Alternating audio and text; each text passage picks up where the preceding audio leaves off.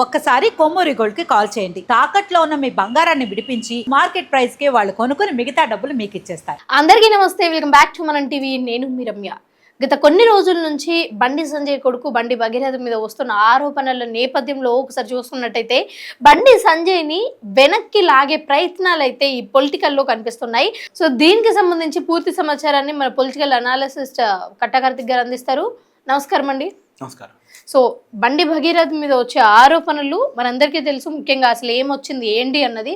But దీనికి సంబంధించి బండి సంజయ్ని అంటే పొలిటికల్గా అడ్డుకోలేక ఫ్యామిలీని మధ్యలో పెట్టేసి బండి సంజయ్ని వెనుకకి లాగే ప్రయత్నాలు చేస్తున్నారు, పరువు తీసే ప్రయత్నాలు చేస్తున్నారు అనే వాదనలు బాగా వినిపిస్తున్నాయి. ఎందుకంటే ఈ కేసు ఇంకా తేలక ముందే, అంటే బండి సంజయ్ వాళ్ళ కొడుకు బండి భగీరథ్ తప్పు చేశాడా లేదా అన్నది ఇంకా తేలక ముందే చాలా మంది పొలిటికల్ అంటే రాజకీయ నేతలు అయితే దీని గురించి మాట్లాడడం జరుగుతుంది. సహజంగా మన కాడ ఉండే సహజ లక్షణం ఏంటి అంటే ఒక విషయం తెలవగానే నిజాలని ఆలోచించకుండానే తీర్పు ఇచ్చేయటం అనేటువంటిది మన మీడియాకి జర్నలిస్టులకి ఉన్న సహజమైన అలవాటు. ముందే తీర్పు ఇచ్చేస్తుంటారు. కోర్టు చేయాల్సిన పని, పోలీసులు చేయాల్సిన పని కూడా జర్నలిస్టులే చేస్తుంటారు. అదొక బాధాకరం. సరే, ఇది పక్కన పెడితే ఇందాక నువ్వు అన్నటువంటి వ్యాలిడ్ పాయింట్, బండి సంజయ్ని వెనక్కి లాగటానికి జరిగే ప్రయత్నాలు. నిజానికి ఈ బండి భగీరథ ఇష్యూ కూడా ఒకసారి పక్కన పెట్టు. గతంలో కూడా బీజేపీని బండి సంజయ్ అమాంతం పైకి లేపుతున్నటువంటి సమయంలో అసలు బీఆర్ఎస్ కు ప్రత్యామ్నాయం బీజేపీ మాత్రమే అని చెప్తున్నటువంటి సందర్భంలో, ఇంకా చెప్పాలంటే జిహెచ్ఎంసీ ఎన్నికలు, పాత జిహెచ్ఎంసీ ఎన్నికలు ఒకసారి చూడు, ఇక బీజేపీ గెలిచినట్టే అనుకున్న పరిస్థితి. ఎంఐఎం బలంగా ఉన్న చోట కూడా తొడగొట్టి పాత పరిస్థితిలో బీజేపీని గెలిపించాడు Bandi Sanjay. BJP party Telangana president గా ఆ రోజు బండి సంజయ్ ఉన్నాడు. ఆ పార్టీకి ఊపు వచ్చింది. దుబ్బాక బై ఎలక్షన్ జరిగితే రఘునందన్ ఎమ్మెల్యేగా గెలిచాడు. నీకు ఒక విషయం తెలుసా, 2018 ఎన్నికల్లో బీజేపీ గెలిచింది ఒకే ఒక్క సీటు, రాజాసింగ్ గోషమా నుంచి ఎమ్మెల్యే. కానీ అలాంటి పార్టీ, అంటే అసలు జరిగిన సార్వత్రిక ఎన్నికల్లో 119 స్థానాల్లో ఒకే ఒక్క స్థానాన్ని గెలవగలిగిన పార్టీ తర్వాత వచ్చినటువంటి బై ఎలక్షన్స్ లో అద్భుతంగా ఎదిగి దుబ్బాక బై ఎలక్షన్ రఘునందన్ గెలవటం, హుజూరాబాద్ బై ఎలక్షన్ లో ఈటల రాజేందర్ గెలవటం, మునుగోడ బై ఎలక్షన్ లో కోమటిరెడ్డి రాజగోపాల్ రెడ్డి ఓడిపోయినా గెలిచినంత పని చేయటం, అది కూడా కాంగ్రెస్ ఎమ్మెల్యే రాజీనామా చేసి బీజేపీలోకి వచ్చి బీజేపీ నుంచి పోటీ చేసి బీజేపీ తరఫున గెలిచినంత పని చేశాడు. సరే, ఆ రోజు కేసీఆర్ ఎమ్మెల్యేలు అందరూ అధికారాన్ని వాడి తిష్ట వేసి మొత్తాన్ని బీఆర్ఎస్ ఆ రోజు గెలిపించుకుని వచ్చుగా, కానీ ఆ రోజు కోమటిరెడ్డి రాజగోపాల్ రెడ్డి గెలిచినంత పని చేశాడు. హుజూరాబాద్ లో ఈటల రాజేందర్ని ఓడించడం కోసం దళిత బంధు పథకాన్ని అప్పుడు బీఆర్ఎస్ పార్టీ పెట్టినప్పటికీ కూడా, అప్పుడు ప్రభుత్వం పెట్టినప్పటికీ కూడా, తీవ్ర ప్రయత్నాలు చేసినప్పుడు కూడా బీజేపీ గుర్తు మీద ఈటల రాజేందర్ పోటీ చేసి గెలిచాడు. మామూలుగా ఈటల రాజేందర్ ఏమో బీజేపీ ఐడియాలజీ ఉన్నోడు కాదు, కానీ ఆ రోజు బీజేపీ జెండా తప్ప ఇంకో జెండా మీద గెలవలేను అనుకునేటువంటి పరిస్థితి. ఆ ఊపుని తీసుకొచ్చాడు. ఆ ఊపుకున్న పునాదే మొన్న పార్లమెంట్ ఎన్నికల్లో, సరే అసెంబ్లీ ఎన్నికల్లో మన 8 సీట్లు రావచ్చు, 8 సీట్లే రావడానికి ఉన్న కారణం ఏంటంటే బండి సంజయ్ని పార్టీ ప్రెసిడెంట్ పదవి నుంచి తప్పించి ఎన్నికలకు వెళ్ళటం అనేది ఆ పార్టీ చేసుకున్న ఒక పొరపాటు. కానీ అందుకే అది అసెంబ్లీ ఎన్నికల్లో రిఫ్లెక్ట్ అయింది. అయినప్పటికీ ఆ 8 సీట్లు కూడా ఎక్కడొచ్చాయి? అంతకుముందు బీజేపీ బలంగా ఉన్న హైదరాబాద్ సీట్లు ఏం రాలే. ఎక్కడొచ్చాయి? కరీంనగర్లో వచ్చాయి, నిజామాబాద్లో వచ్చాయి, ఆదిలాబాద్లో వచ్చాయి. ఈ జిల్లాలో పార్టీని డెవలప్ చేసింది ఎవరు? బండి సంజయ్.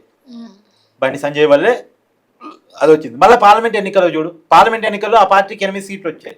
ఆ 8 సీట్లు రావడానికి ఆ రోజు బండి సంజయ్ చేసిన పునాదులు ఉపయోగపడ్డాయి. బీజేపీ ఒక టైంలో బీఆర్ఎస్ని కొట్టి అధికారంలోకి రాబోతుంది అనుకున్నటువంటి పరిస్థితుల్లో ఎదిగిన తర్వాత బండి సంజయ్ని ఎప్పుడైతే వెనక్కి లాగారో, తెలంగాణలో ఉన్న బీజేపీ నాయకులకు ఉన్న లక్షణం ఏంటంటే పార్టీ కోసం కాకుండా స్వప్రయోజనాల కోసం పనిచేసే నాయకులు ఆ పార్టీలో చాలా మంది ఉన్నారు. ఇతర పార్టీ నుంచి వచ్చి బీజేపీ కమిట్మెంట్ లేకుండా ఉండేవాళ్ళు. వాళ్ళు ఎప్పటికీ ఒకరిని వెనక్కి లాగుతూ ఉంటారు. ఇప్పుడు బండి సంజయ్ని కూడా వాళ్ళు వెనక్కి లాగటం ఆ పార్టీకి నష్టం జరిగింది. బీజేపీ చేతిలోకి రావాల్సిన అధికారం కాంగ్రెస్ చేతిలో పోయింది కదా, అది అర్థమవుతుంది కదా. ఇప్పటికీ అదే ప్రయత్నం నడుస్తుంది బండి సంజయ్ విషయంలో. బండి అంటే ఒక బీసీ నాయకుడు ఎదగట్టం అనేటువంటిది అగ్రవర్ణాలకు ఇష్టం ఉండదా ఏమిటో తెలియదు. ఎందుకంటే వెలమల చేతుల్లో అధికారం ఉండాలి, రెడ్ల చేతుల్లో అధికారం ఉండాలి అని ఆలోచించే వాళ్ళు ఒక బీసీ ఏంటి ఎదుగుతున్నాడు అనుకుంటున్నారా ఏమో తెలియదు, క్లారిటీ లేదు. కానీ బండి సంజయ్ ఎదుగుదలను మాత్రం ఏదో రకంగా ఆపే ప్రయత్నం. బండి భగీరథ ఇష్యూ దొరికింది అంతే, దాన్ని వాడుకోవడం స్టార్ట్ చేశారు, విస్తారించిన వాడుకోవడం స్టార్ట్ చేశారు.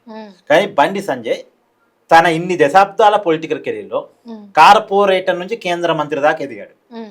అసలు కార్పొరేటర్ నుంచి కేంద్ర మంత్రి దాకా ఎదగడం అనేది కమ్యూనిస్టుల్లో సాధ్యం, బీజేపీలో సాధ్యం, వేరే పార్టీలో అంత సాధ్యం అయ్యే పని కూడా కాదు నిజానికి. అలా ఎదిగాడు. ఎదిగిన క్రమంలో ఎప్పుడైనా బండి సంజయ్ మీద ఆరోపణలు ఉన్నాయా? ఇలాంటి ఆరోపణలు ఒక అమ్మాయిని వేధించాడని కానీ, ఒక అమ్మాయిని ఇబ్బంది పెట్టాడని కానీ, ఏమైనా చేశారని కానీ ఎవరైనా వచ్చి చెప్పారా?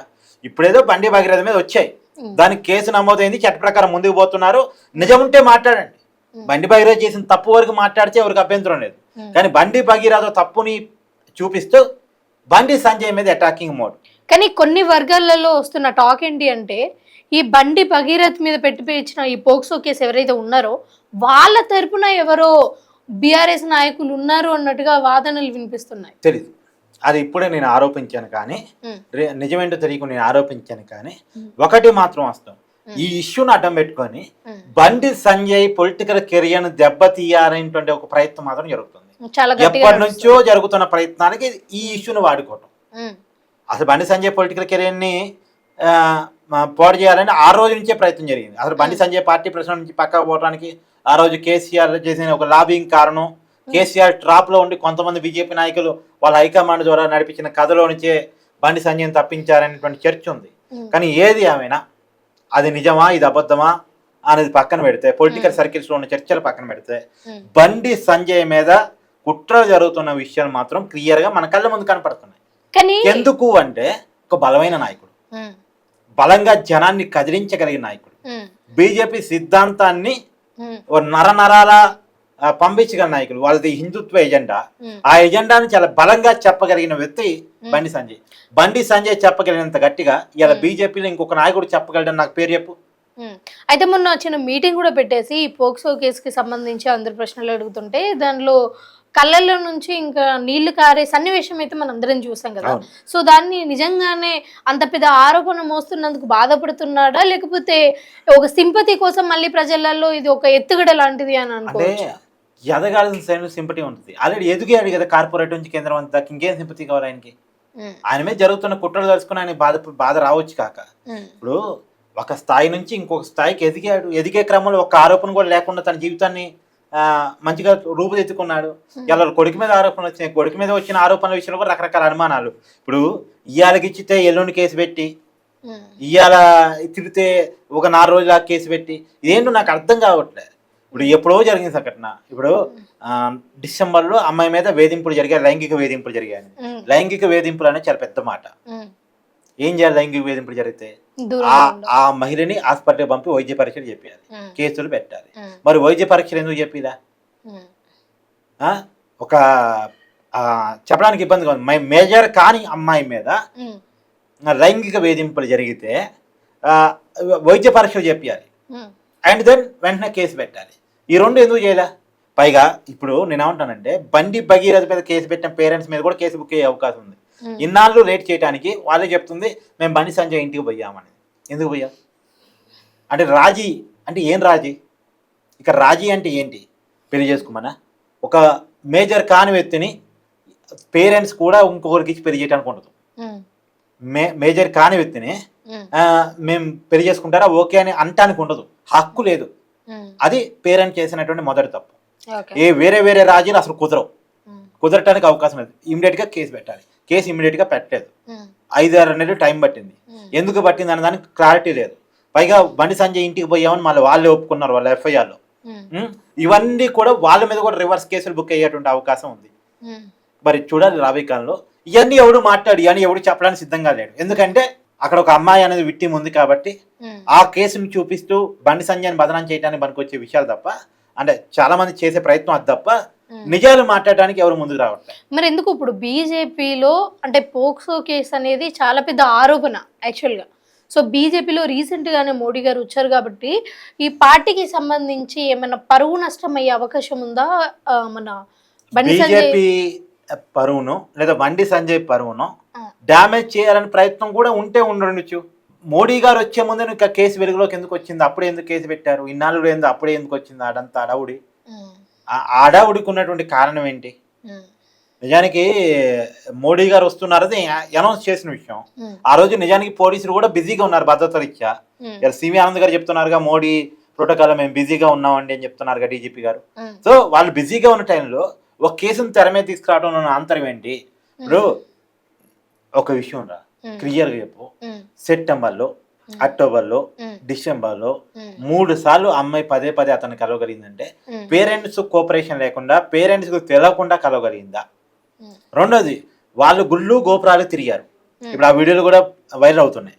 వాళ్ళ పేరెంట్స్ తో బండి భగీరథ ఉన్నాడు అంటే వాళ్ళ పేరెంట్స్ తెలవకుండా జరిగిందా? అంటే వాళ్ళ పేరెంట్సే ఇక బాగోదు నేను అడగటం, కానీ వాళ్ళ పేరెంట్స్ తెలిసి అంతా జరిగిన తర్వాత ఇవాళ కేసు పెట్టమంటే అంటే ఏంది?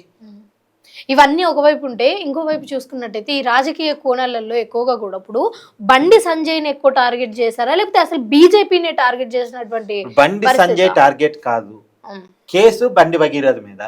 ఆ కేసులో ఉన్నటువంటి మెరిట్స్ మాట్లాడండి, డిమెరిట్స్ మాట్లాడండి, మంచి మాట్లాడండి, చెడు మాట్లాడండి, తప్పు మాట్లాడండి, ఒప్పు మాట్లాడండి. అంతవరకు మాట్లాడడానికి ఎవరికి అభ్యంతరం లేదు. కేసును కేసుగా మాట్లాడడం తప్పులేదు, దాన్ని రాజకీయ కోణంలో నుంచి చూడటమే తప్పు. ఇప్పుడు నాకు డౌట్స్ ఉన్నాయి.